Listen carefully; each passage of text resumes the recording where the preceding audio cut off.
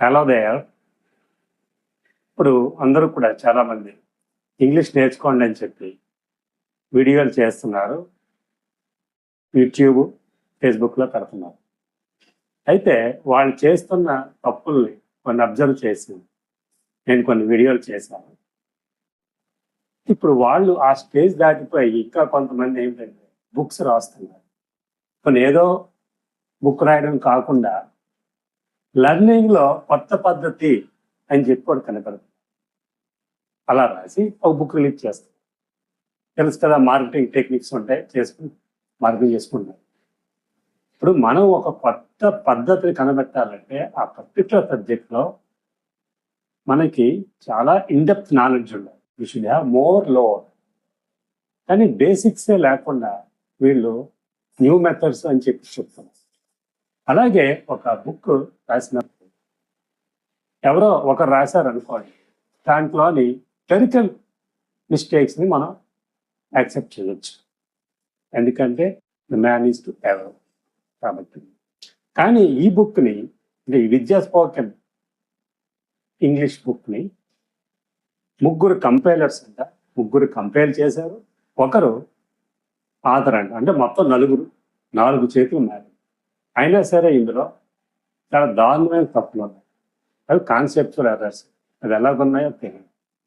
ఈ వీడియో చేయడానికి కారణం ఏంటంటే వీళ్ళు ఆ తప్పులన్నింటినీ కూడా, అంటే నేను చెప్తున్న కొన్నే, ఇంకా చాలా ఉన్నాయి, వాటిని కరెక్ట్ చేస్తూ ఇంకో కోరికన్నా మిలెక్ట్ చేయాలి, లేదా నెక్స్ట్ ఎడిషన్లో కేర్ తీసుకుంటారు చెప్తున్నాను.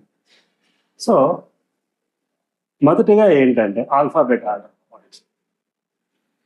అలైడ్ పవర్స్ అన్నది వర్డ్ ఎప్పుడు ప్రాచుర్యంలోకి వచ్చిన second world వార్లో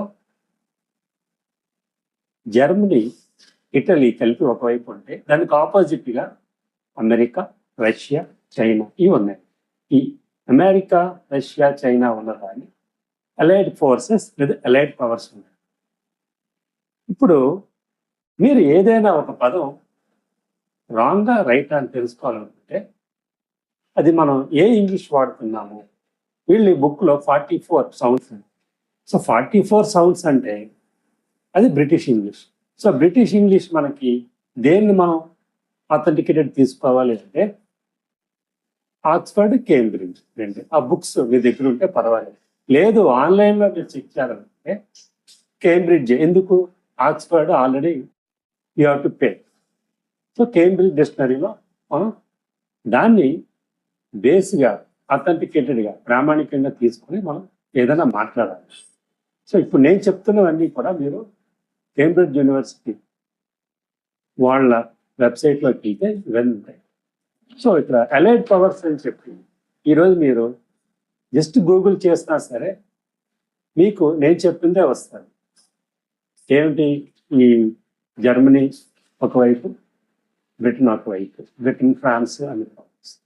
so allied powers ఉంటుంది. అంతేకాకుండా మనకి ఐటీఐ చదివిన వాళ్ళకి తెలుస్తుంది, వాళ్ళకి అలైడ్ ట్రేడ్స్ అని చెప్పి ఫిట్టర్కి కార్పెంటర్లోని షీట్ మెటల్లోని ఒక 1 వీక్ అలా పంపిస్తుంటారు. సో అలాగే కార్పెంటర్ చేసిన వాళ్ళకి ఫిట్టర్, షీట్ మెటల్ కూడా పంపిస్తారు.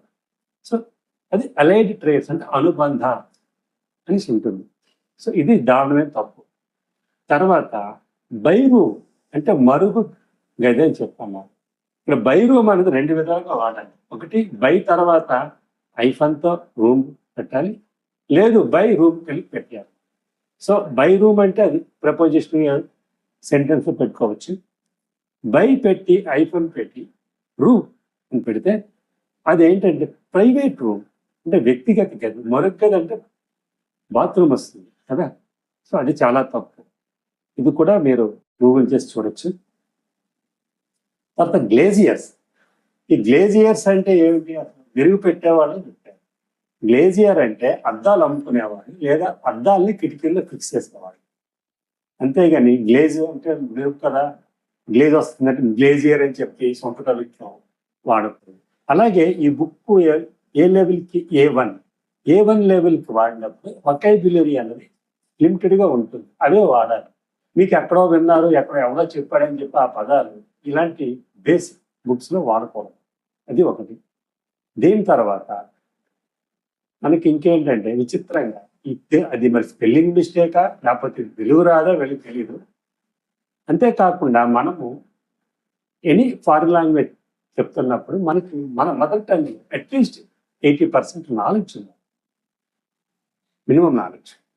ఇప్పుడు మనకి పక్షవాతం అని ఉంది. పక్షపాతం అనేది ఒక ఫీలింగ్, పక్షవాతం జబ్బు, అది కన్ఫ్యూజ్ అవుతుంది. సో ఇక్కడ పార్షియల్లీ అంటే పక్షపాతంగా అన్నది. పార్షియల్లీ అంటే కరెక్ట్ అర్థం పాక్షికంగా, ఇన్ పార్ట్స్, ఇది పార్షియల్లీ లేదా కొద్దిగా పూర్తి అయింది. ఇల్లు ఎంతవరకు వచ్చింది, ఈ ప్రాజెక్ట్ ఎంతవరకు వచ్చింది, పార్షియల్లీ కంప్లీట్ అంటే కొద్దిగా కంప్లీట్ అయింది.